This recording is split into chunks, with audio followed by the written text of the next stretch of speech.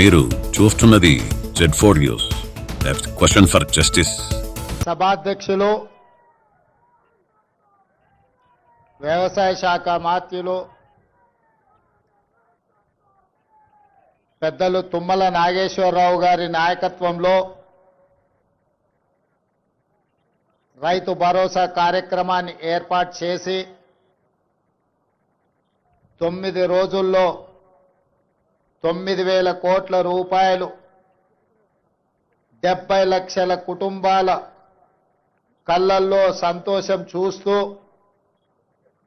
ఈ సంబరాలను జరపాలని, ఈ సంబరాలకు నాతో పాటు ముఖ్య అతిథులుగా ఉప ముఖ్యమంత్రి వర్యులు బట్టి విక్రమార్క గారిని, సహచరులు మిత్రులు మంత్రివర్యులు దుద్దిల్ల శ్రీధర్ బాబు గారిని, అదేవిధంగా మా సోదరిమణి ధనసరి అనసూయ సీతక్క గారిని, రెవెన్యూ మంత్రి పొంగులేటి శ్రీనివాసరెడ్డి గారిని, మంత్రివర్యులు మిత్రులు జూపల్లి కృష్ణారావు గారిని, అదేవిధంగా మంత్రివర్యులు మిత్రులు వాకిటి శ్రీహరి గారిని, ఇతర మా పిసిసి అధ్యక్షులు శాసనమండలి సభ్యులు మహేష్ కుమార్ గౌడ్ గారిని, పార్లమెంట్ సభ్యులను, శాసనమండలి సభ్యులను, శాసనసభ్యులను, వ్యవసాయ శాఖ కమిషన్ చైర్పర్సన్, అదేవిధంగా అందులో సభ్యులను, వివిధ కార్పొరేషన్ల చైర్మన్లను, వ్యవసాయ శాఖ అదేవిధంగా ఆర్థిక శాఖ అధికారులను, ప్రాణ సమానులైన వేలాది మంది రైతాంగ సోదరులను ఈ పండగ కార్యక్రమానికి ఆహ్వానించి ఇంత గొప్పగా ఇక్కడ నిర్వహించినందుకు వ్యవసాయ శాఖ మంత్రి గారిని మనస్ఫూర్తిగా నేను అభినందిస్తున్నా. మిత్రులారా, ఈరోజు సచివాలయం సాక్షిగా ఇక్కడ జరుగుతున్న సంబరాలు తెలంగాణ నలుమూలల 1600 రైతు వేదికల ముందు లక్షలాది మంది రైతాంగం, దాదాపుగా 70 లక్షల కుటుంబాలు, 1,49,00,000 ఎకరాల యజమానులు 9,000 కోట్ల రూపాయలు రైతు భరోసా పథకంలో భాగంగా ఈ 9 రోజుల్లోనే వాళ్ళ ఖాతాలో జమ అయ్యి ఈరోజు ఈ పండుగను, ఈ సంబరాలను జరుపుకుంటున్నందుకు మనస్ఫూర్తిగా వారందరినీ అభినందిస్తున్నా.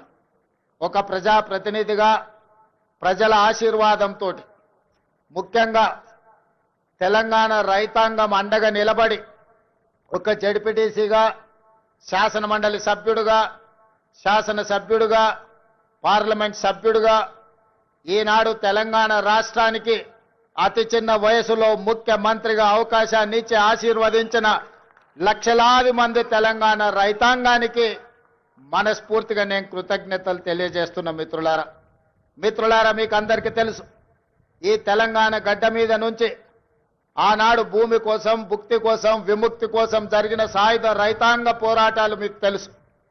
ఆనాడు ఆదిలాబాదు అడవి బిడ్డలు రామ్జీ గోండు, కొమరం భీం, జల్ జమీన్ జంగల్ కోసం ఆనాడు అసూలు బాసిన విషయాలు తెలుసు.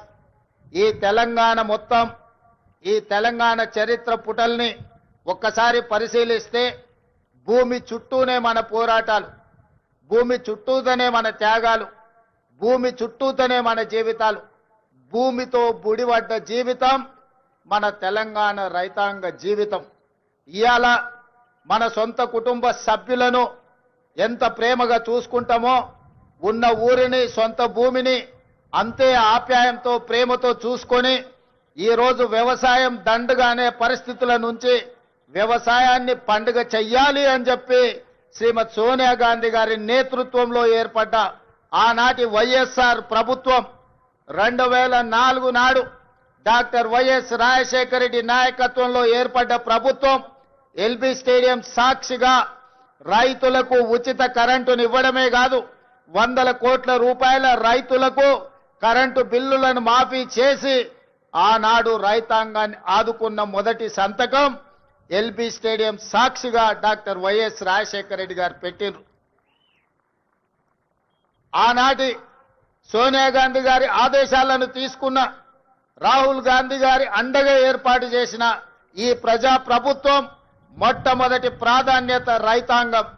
మేం ప్రధానంగా ఈ ప్రజా ప్రభుత్వంలో మా మొదటి ప్రాధాన్యత రైతులు, ఆ తర్వాత మా ఆడబిడ్డలు, ఆ తర్వాత మా తెలంగాణ ఉద్యమకారులు, విద్యార్థులు. ఈరోజు తెలంగాణ రాష్ట్రంలో రైతుల గురించి చర్చించుకుంటే ఈరోజు రైతు భరోసా అన్నాడు చంద్రశేఖరరావు గారు ఎగబెట్టిపోతే ప్రభుత్వం ఏర్పడిన మొదటి 3 నెలల్లోనే 7,625 కోట్ల రూపాయలను వారు ఎగవేసిన రైతు భరోసా నిధులను మన ప్రభుత్వం, మన ఆర్థిక మంత్రి బట్టి విక్రమార్క గారు మొట్టమొదటి విడతలో రైతు భరోసా నిధులను వేయడం జరిగింది. ఇదే కాదు, ఎన్నికలప్పుడు ప్రజలకు మాట ఇచ్చినాం. కాంగ్రెస్ పార్టీ అధికారంలోకి వచ్చిన వెంబడే అప్పుల్లో కూరుకుపోయిన ఈ రైతుల ఆత్మగౌరవం నిలబెట్టాలి అనంటే రైతులకు రుణమాఫీ చెయ్యాలి. ఆ రైతులకు 2 లక్షల రూపాయల వరకు రుణమాఫీ చేస్తామని ఎన్నికల సందర్భంగా మాట ఇచ్చినాం. పార్లమెంట్ ఎన్నికల సందర్భంలో రైతాంగానికి వివరించినాం. దాన్ని దృష్టిలో పెట్టుకొని మొదటి సంవత్సరంలోనే 25,35,964 మంది రైతులకు 20,617 కోట్ల రూపాయలు వాళ్ళ ఖాతాలో వేసి 2 లక్షల రూపాయల వరకు రైతుల మీద ఉన్న భారాన్ని అప్పు విముక్తి కలిగించినాం. 15 ఆగస్టు నాడు ఏ విధంగా అయితే దేశానికి స్వతంత్రం వచ్చిందో అదే 15 ఆగస్టు 2024 నాడు ఈ రైతులకు రుణం నుంచి విముక్తి కలిగించి రుణభారంని తొలగించిన ప్రభుత్వం ఈ ప్రజా ప్రభుత్వం. అదే కాదు మిత్రులారా, ఇవాళ ఆలోచన చేయండి.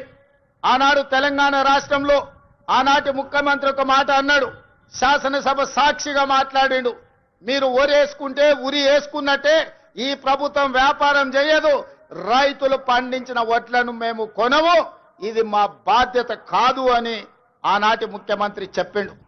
మరి ఆనాటి ముఖ్యమంత్రి ఆ విధంగా మాట్లాడితే మన ప్రజా ప్రభుత్వం అధికారంలోకి వచ్చిన వెంబడే రైతాంగానికి ఒక మాట చెప్పినాం, మీరు వరి పండించండి, చివరి గింజ వరకు కొంటాం, కొనడమే కాదు కనీసం మద్దతు ధర ఇవ్వడమే కాదు, సన్న వడ్లు పండించండి, 500 రూపాయల బోనస్ ఇచ్చి మీరు పండించిన పంటను మేము కొంటామని తెలంగాణ రైతాంగానికి మాట ఇచ్చినాం.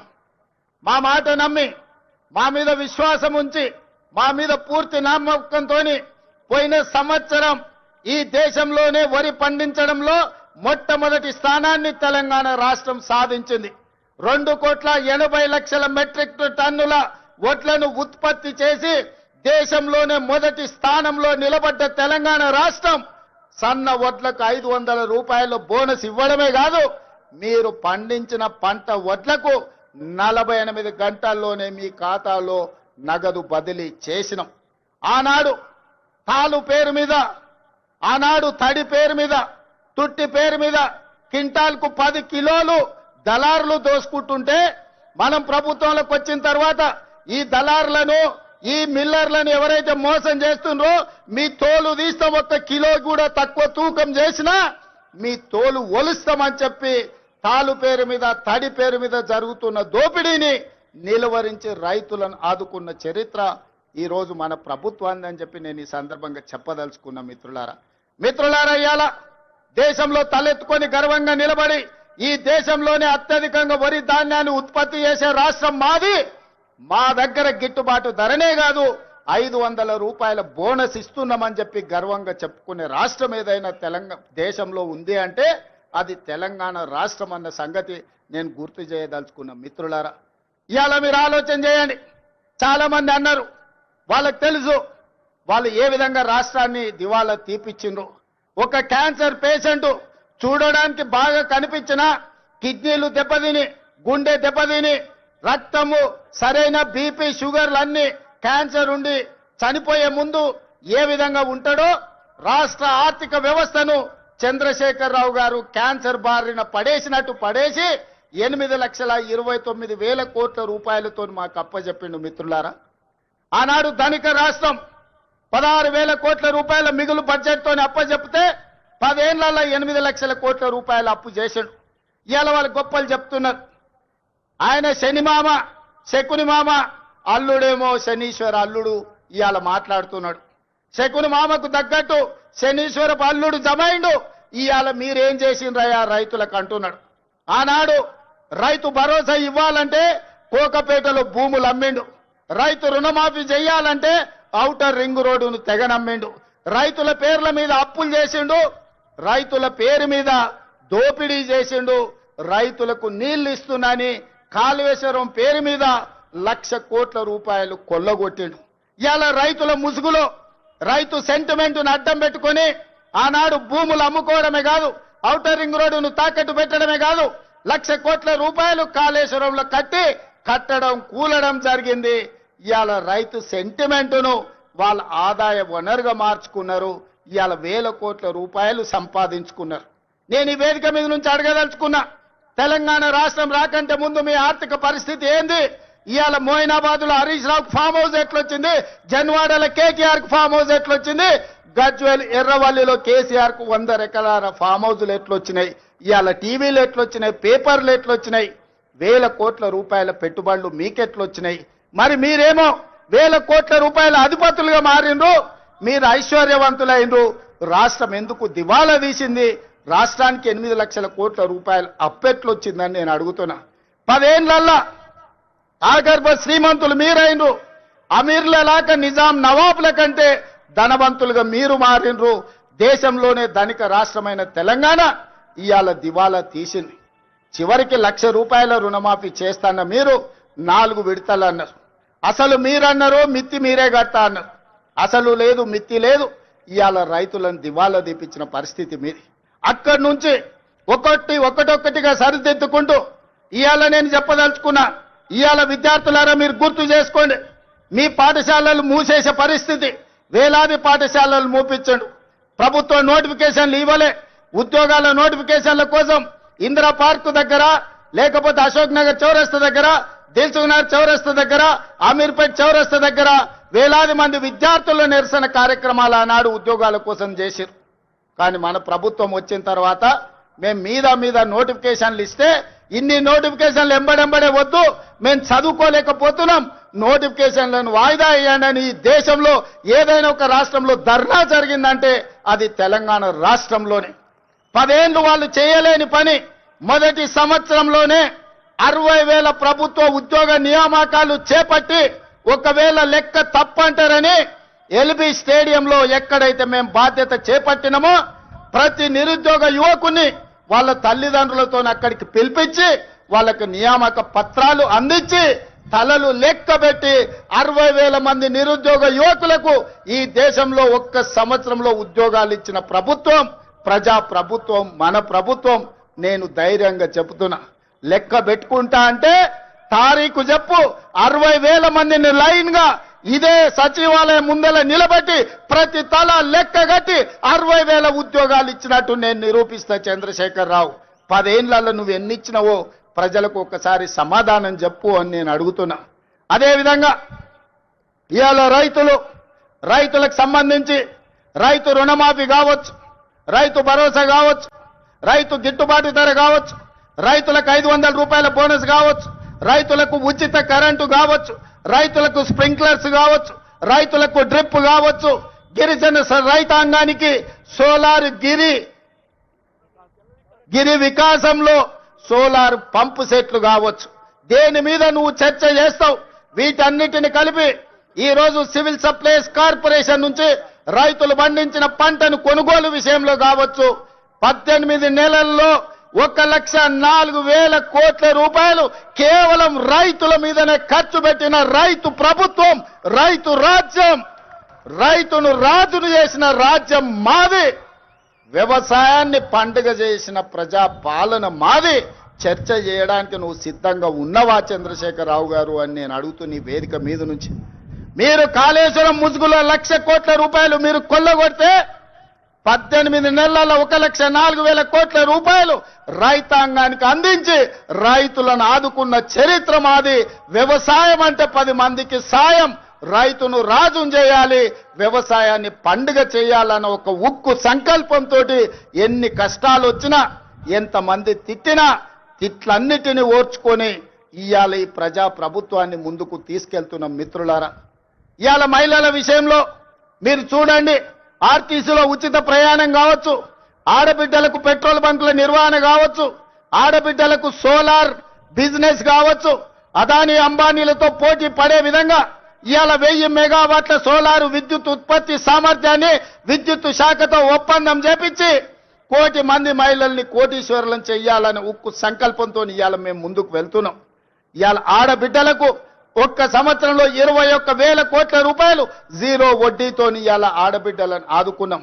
అదే కాదు, హైటెక్ సిటీ పక్కన విప్రో ఇన్ఫోసిస్ కార్పొరేట్ కంపెనీల పక్కన 4 ఎకరాలు శిల్పారామం పక్కన ఇచ్చి 150 షాపులు సెల్ఫ్ హెల్ప్ గ్రూపులు ఉత్పత్తి వస్తువులను అమ్ముకోవడానికి ఇవాళ వాళ్ళకి అక్కడ స్థలాన్ని కేటాయించినాం. ఇవాళ ఆడబిడ్డలు ఆర్టీసీలో ఉచిత బస్సు ప్రయాణం కాదు, 1000 బస్సులను కొని ఆర్టీసీకి కిరాయికి పెట్టుకునే ఆర్థిక స్తోమత ఇవాళ ఆడబిడ్డలకు అందించినాం. ఇవాళ ఐకేపీ కేంద్రాలు 8,000 ఐకేపీ కేంద్రాలు ఇవాళ ఆడబిడ్డల చేతుల్లో పెట్టినాం.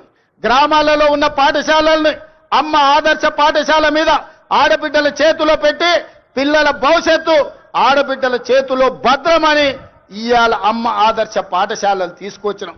ఇవాళ పాఠశాలల్లో పిల్లల బట్టలు ఒకనాడు కార్పొరేట్ కంపెనీలు కుట్టేవి, ఇవాళ వాటిని రద్దు చేసి ఆడబిడ్డలకే బట్టలు కుట్టే వ్యాపారాన్ని ఇవాళ ఆడబిడ్డలకే అందించినాం. ఇప్పుడు పాఠశాలల్లో తిను వస్తువులను, కూరగాయలను, పాలు, పండ్లు అన్ని సరఫరా ఒకప్పుడు వ్యాపారాలు కార్పొరేట్ సంస్థలు చేస్తుంటే వాటన్నిటిని రద్దు చేసి స్వయం సహాయక సంఘాలకు అందించి ఇవాళ ఆడబిడ్డల చేతుల్లో పిల్లల భవిష్యత్తు భద్రంగా ఉంటుంది అని ఇవాళ ఆడబిడ్డలకు అప్పచెప్పినాం. అందుకే మిత్రులారా, రైతులు కావచ్చు, మహిళలు కావచ్చు, నిరుద్యోగ యువకులు కావచ్చు, ఈ ప్రజా పాలనలో భద్రంగా ఉండాలి అని మేము ఈరోజు ప్రయత్నం చేస్తున్నాం. అందుకే ఈ వేదిక మీద నుంచి 4 కోట్ల తెలంగాణ ప్రజలకు విజ్ఞప్తి చేస్తున్నాం. ఆలోచన చేయండి, అంచనా వేయండి, బేరీజు కట్టండి. 10 ఏళ్ల వాళ్ళ పాలన ఎట్లుందో, 18 నెలల్లో మా మిత్రుల పరిపాలన ఎట్లుందో మీరు చర్చ పెట్టండి. చెట్టు కింద పెట్టండి, పెళ్లి కాడ పెట్టండి, చావు దగ్గరకు పోయినప్పుడు మాట్లాడండి, కళ్ళు కాంపౌండ్ కాడ మాట్లాడండి, దావత్ కాడ మాట్లాడండి, ఏడికెళ్ళినా చర్చ పెట్టండి. 10 ఏళ్లలో ఆయన చేసిందేందో, 18 నెలల్లో మనం చేసిందేందో చర్చ పెట్టండి. చంద్రశేఖరరావు గారు ఇవాళను కుట్రలు కుతంత్రాలతోని ఆనాడు కృష్ణా నది మీద కాంగ్రెస్ పార్టీ ఉమ్మడి రాష్ట్రంలో ప్రారంభించిన ప్రాజెక్టులు 10 ఏళ్లలో ఏ ఒక్కటి పూర్తి చేయలే.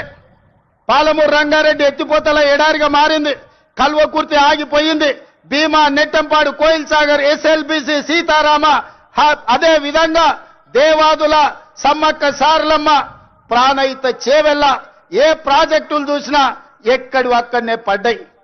ప్రాణహిత చేవెళ్ళ పేరు మార్చి, ఊరు మార్చి, పేరు మార్చి, అంచనాలు పెంచి 1,00,000 కోట్లు కొల్లగొట్టిన కాళేశ్వరం నువ్వు కట్టిన 3 ఏళ్లకే కూలేశ్వరం అయింది. 1,00,000 కోట్లు గంగలో కొట్టుకపోయినాయి. ఇవాళ గోదావరిలో కొట్టుకపోవడానికి కారణం నువ్వు కాదా?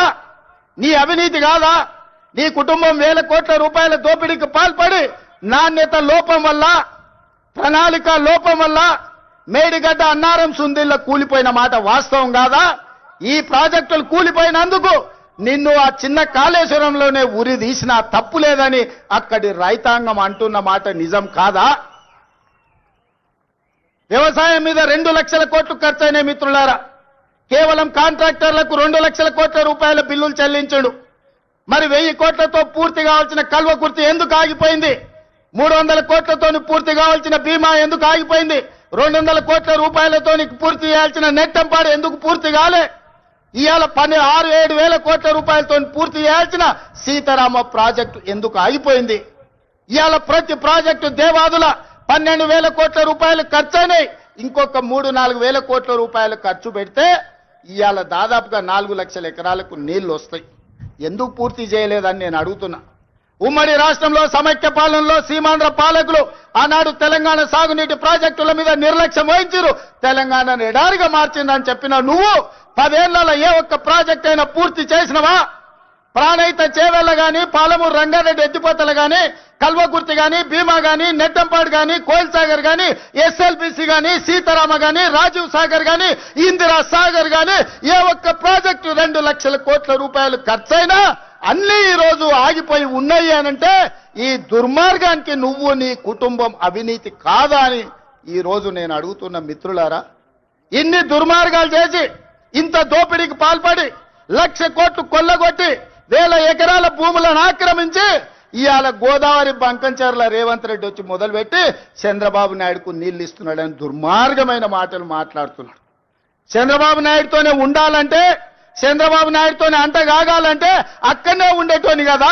ఈ రాజీవ్ గాంధీ ఆశీర్వాదం తీసుకొని ఇక్కడెందుకు ఉండేటోని చంద్రశేఖర్ రావు? ఆనాడు సోనియమ్మ నమ్మించి కాళ్ళకు దండం పెట్టి కడుపులో తలకాయ పెట్టి నీతో చేరతాని అబద్ధాలు చెప్పి నట్టేట్లో ముంచి నడి బజార్లో మోసం చేసిన చరిత్ర నీదైతే తెలంగాణ ఇచ్చిన సోనియమ్మకు అండగా నిలబడాలి. ఆమె బిడ్డగా ఈ తెలంగాణలో ప్రజా ప్రభుత్వాన్ని తేవాలి అని చంద్రబాబు నాయుడును కాదనుకొని ఇవాళ కాంగ్రెస్ పార్టీలో చేరి ప్రజా ప్రభుత్వం రావడానికి మీ అందరితో కలిసి కదం కదం కలిపిన మిత్రులారా, ఇవాళ నేను అడుగుతున్న సూటిగా చంద్రశేఖర్ రావును, నిజంగా నీకు ధైర్యం ఉంటే, నీలో నీతి నిజాయితీ ఉంటే, చిత్తశుద్ధి ఉంటే గోదావరి బంకంచెర్ల గోదావరి నది జలాల మీద శాసనసభలో చర్చ పెడదాం. స్పీకర్ కు లేఖ రాయి నువ్వు చెప్పిన తారీఖు నాడు అసెంబ్లీ పెట్టించే బాధ్యత మా శ్రీధర్ బాబు గారు తీసుకుంటారు.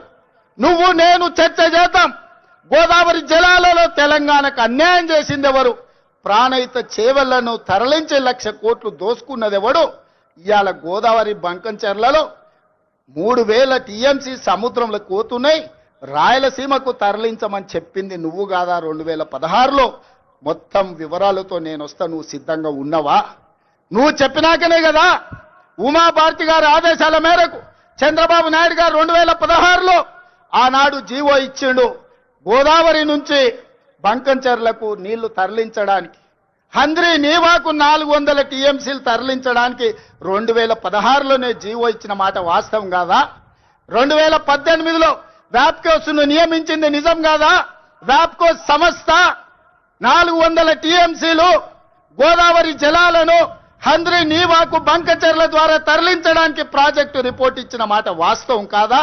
ఇవన్నీ నీ నాయకత్వంలో నువ్వు ఇచ్చిన బోడి ఉచిత సలహాలతోటి ఈరోజు గోదావరిలో 3,000 టీఎంసీలు నీళ్లు సముద్రంలో పోతున్నాయని నీ దిక్కుమాలిన సూచనలతోనే ఈ రోజు ఈ దరిద్రం దాపరించిన మాట నిజం కాదా? ఇవాళ నువ్వు చర్చకు సిద్ధంగా ఉన్నావా? గోదావరి జలాలను రాయలసీమకు తరలించకపోయినని రోజమ్మ పెట్టిన రాగి సంకటి రొయ్యల పులుసు తిని రాయలసీమను రతనాల సీమ చేస్తా అని చెప్పిన చవటవు నువ్వు కాదా అని నేను అడుగుతున్నా. నీకు జీవితం ఇచ్చి, నీకు బతకడానికి నీడనిచ్చి, నిన్ను ప్రజాప్రతినిధిగా చేసి తెలంగాణ ముఖ్యమంత్రిని చేసిన తెలంగాణని ఎడారిగా మార్చి వందలాది గోదావరి టీఎంసీల నీళ్లను రాయలసీమకు తరలించమని చెప్పింది నువ్వు కాదా? ఇవాళ నువ్వు సిద్ధంగా ఉన్నవా నేను అడుగుతున్న చంద్రశేఖర్ రావు గారు. నీ వంది మాగదులతో మాట్లాడించడం కాదు, నీ శనీశ్వరుడైన అల్లుడితో మాట్లాడించడం కాదు. నేను సిద్ధంగా ఉన్నా. గోదావరి బంకంచెర్ల ప్రాజెక్టు మీద నువ్వు చర్చకు రా. స్పీకర్ గారికి ప్రధాన ప్రతిపక్ష నాయకుడిగా లేఖ రాయి. శాసనసభ సమావేశాలు పెడతాం, ఎదురెదురుగా నిలబడతాం, మాట్లాడదాం. ఎవరు నిజాలు, ఎవరు జీవోలు ఇచ్చారు, ఎవరు తెలంగాణను దెబ్బతీసిండ్రో, ఎవరు నువ్వు తెలంగాణను దోక చేసిండ్రో, ఎవరు కాళేశ్వరం కడితే కూలేశ్వరమైందో చర్చ చేయడానికి నువ్వు సిద్ధంగా ఉన్నవా? ఒకరోజు గోదావరి మీద చర్చిద్దాం, రెండవ రోజు కృష్ణానది జలాల మీద చర్చిద్దాం. ఉమ్మడి రాష్ట్రానికి ఆనాడు బచావత్తు ట్రిబ్యునల్ 811 టీఎంసీలు ఏకంగా కేటాయిస్తే 811 టీఎంసీలలో తెలంగాణ రాష్ట్రం విడిపోయినప్పుడు నువ్వు పోయి చంద్రబాబు నాయుడు దగ్గర వంగి వంగి సంతకం పెట్టి 512 టీఎంసీలు ఆంధ్రప్రదేశ్ తీసుకోండి, 299 టీఎంసీలు నాకు సరిపోతాయని సంతకం పెట్టింది నువ్వు కాదా? ఇవాళ కాగితాలని శాసనసభ ముందు పెడతా. నువ్వు చర్చకు సిద్ధంగా ఉన్నవా? 10 ఏళ్లలో ఏ ఒక్కరోజు కూడా కాగితాలు రాసుకొని పంపకాలు చేసుకున్నా 299 టీఎంసీ నీళ్లు ఎన్నడూ వాడలే. 200 టీఎంసీలు కూడా నికరంగా ప్రతి సంవత్సరం వాడలే. కేటాయింపులు 68% పరివాహక ప్రాంతం తెలంగాణ ప్రాంతంలో ఉంది. ఓన్లీ 32% ఆంధ్రప్రదేశ్లో ఉంది. ఆ లెక్క ప్రకారం అంతర్జాతీయ జల విధానంలో 555 టీఎంసీలు తెలంగాణ రాష్ట్రానికి రావాలి. కానీ ఆంధ్రప్రదేశ్కి 512 టీఎంసీలు ఇచ్చి తెలంగాణకు కేవలం 299 టీఎంసీలు సంతకం పెట్టి శాశ్వతంగా తెలంగాణకు మరణ శాసనం రాసింది చంద్రశేఖరరావు కాదా? సంతకాలతో సహా ఆధారాలతో సహా అసెంబ్లీకి వస్తా, చర్చించడానికి నువ్వు సిద్ధంగా ఉన్నవా అని నేను అడుగుతున్నా. ఆనాడు నువ్వు ముఖ్యమంత్రి ఉన్నప్పుడే రాయలసీమలో ముచ్చుమరి కట్టింది చంద్రబాబు నాయుడు, నిజం కాదా? ఆనాడు నువ్వు అధికారంలో ఉన్నప్పుడే జగన్మోహన్ రెడ్డి ఇదే ప్రగతి భవన్ లో రాయలసీమ లిఫ్ట్ ఇరిగేషన్ కు జీవోలు ఇచ్చి టెండర్లు పిలిచింది, నిజం కాదా? పోతిరెడ్డి పాడు పొక్కను పెద్దది చేసి రోజుకు 10 టీఎంసీల నీళ్లను తరలించకపోవడానికి సంతకాలు చేసి ప్రణాళికలు అమలు చేసింది నువ్వు ముఖ్యమంత్రిగా ఉన్నప్పుడు కాదా? ఆధారాలతో సహా నేను వస్తా, నువ్వు రా చర్చకు. కృష్ణా నది మీద మనకు నువ్వు రావాల్సిన నీళ్లను శాశ్వతంగా ఆంధ్రప్రదేశ్కు తాకట్టు పెట్టి తెలంగాణ రైతాంగం మీద మరణ శాసనం రాసింది నువ్వు కాదా? చేసిన తప్పులను కప్పుపుచ్చుకొని మొక్కం జల్లక ఫామ్ హౌస్లో పడుకొని ఇవాళ నీ అల్లుణ్ణి ఊరి మీద వదిలేసి అచ్చోసిన ఆంబోతులాక నన్ను తిడుతున్నాడు. నేనేం చేసినా? నేను వచ్చినాక సీతారామక్క నీటికి 65 టీఎంసీల కేటాయింపులు తీసుకొచ్చిన. ఇవాళ సమ్మక్క సారలమ్మ ప్రాజెక్టు నీటి కేటాయింపుల కోసం మోడీతో కొట్లాడుతున్నా. నువ్వు వదిలేసిన తుమ్మిడి ఏటిని ఇవాళ ఎట్లయినా కట్టి ఆ తుమ్మిడి ఏటి ద్వారా శ్రీపాద ఎల్లంపల్లి శ్రీరామ్ సాగర్ కు నీళ్లు తెచ్చి ఈ రోజు ఉత్తర తెలంగాణను సస్యం సామలం చేయాలని నేను ప్రయత్నం చేస్తున్నా.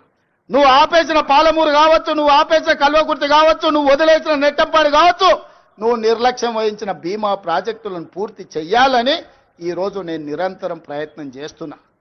నీ తప్పిదాలను కప్పిపుచ్చుకోవడానికి తోడు చెప్పిండంట ఆయనకు, నీకిగా సంజీవిని గోదావరి జలాలే అని, సచ్చినోని బతికిచ్చేది గోదావరి జలాలే అని. అసెంబ్లీ అప్పుడు అధికారం పోయింది, పార్లమెంట్ అప్పుడు డిపాజిట్లు పోయినాయి, 0 వచ్చింది. శాసన మండలికి వచ్చే వరకల్లా పోటీ చేయడానికి అభ్యర్థులు దొరకలేదు. తెలంగాణలో పార్టీ చచ్చిపోయింది, సచ్చిన పాము. ఆ సచ్చిన పాము ఈరోజు గోదావరి జలాల సెంటిమెంటుతోని ఇవాళ మంటలు పెట్టి తెలంగాణలో పార్టీ మళ్ళీ బతుకుతుందట. ముందుగాల చూసిరానికి అల్లుని పంపించినాడు, ఎట్లున్నదో చూసిరాపో నేను మళ్ళీ వస్తా అని. ఎట్లకెళ్ళి వస్తావు? తెలంగాణ రైతాంగం అంతా ఎడ్డోళ్ళు అనుకుంటున్నావా, గుడ్డోళ్ళు అనుకుంటున్నావా చంద్రశేఖరరావు? అందుకే ఇవాళ తెలంగాణ రైతాంగం పక్షాన నేను ఈరోజు ఆనాటి ముఖ్యమంత్రికి ఈరోజు నేను సవాలు విసురుతున్నా. మీరు స్పీకర్ గారికి లేఖ రాయండి, శాసనసభ సమావేశాలను ఏర్పాటు చేద్దాం. గోదావరి జలాల మీద ఒకరోజు, కృష్ణానది జలాల మీద ఒకరోజు చర్చ పెడదాం. గోదావరి జలాలను తరలించకపోమ్మన్నది ఎవరు? రాయలసీమను రతనాల సీమ చేస్తానది ఎవరు? ఈ రోజు సంపూర్ణంగా చర్చలు చేద్దాం. నేను తప్పు చేసినట్టు ఒక్క కాగితం చూపించినా, నేను మా ఉత్తమ్ కుమార్ రెడ్డి గారు ఆంధ్రప్రదేశ్ ప్రణాళికలు రచించినప్పుడే కేంద్ర ప్రభుత్వానికి ఫిర్యాదు చేసినాం, కేంద్ర ప్రభుత్వానికి చెప్పొచ్చినాం గట్టిగా, మీరు వాళ్ళకు సహకరిస్తే సుప్రీంకోర్టులో కలుసుకుందాం, మీ సంగతి వాళ్ళ సంగతి అక్కడ తేలుస్తామని చెప్పొచ్చింది మేము. మా చిత్తశుద్ధిని నువ్వా ప్రశ్నించేది?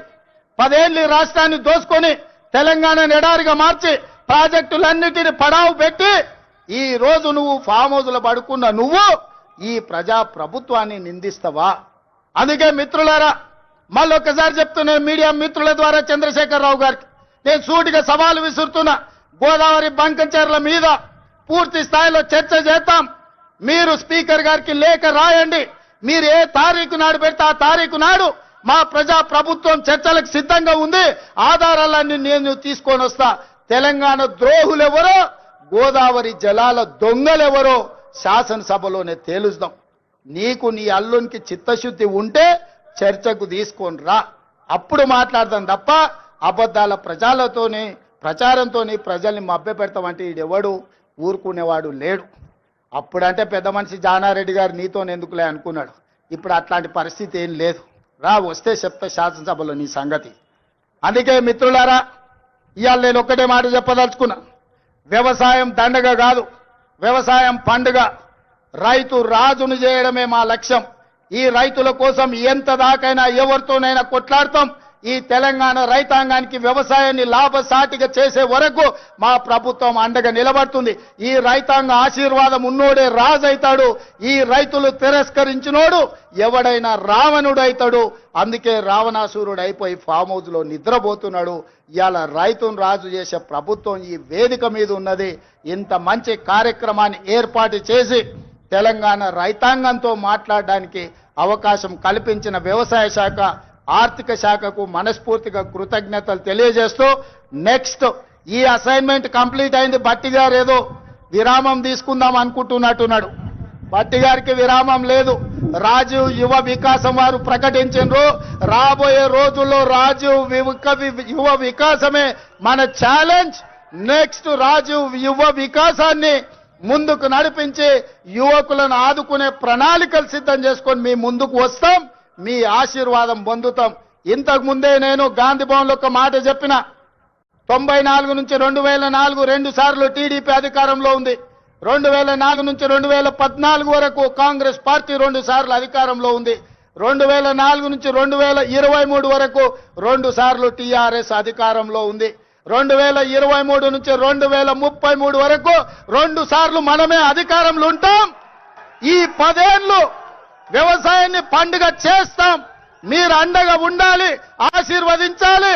మిమ్మల్ని అందరినీ గుండెల్లో పెట్టి చూసుకునే బాధ్యత కాంగ్రెస్ పార్టీ సోనియమ్మ తీసుకుంటుందని తెలియజేస్తూ మీ అందరి దగ్గర సెలవు తీసుకుంటున్న మిత్రులారా.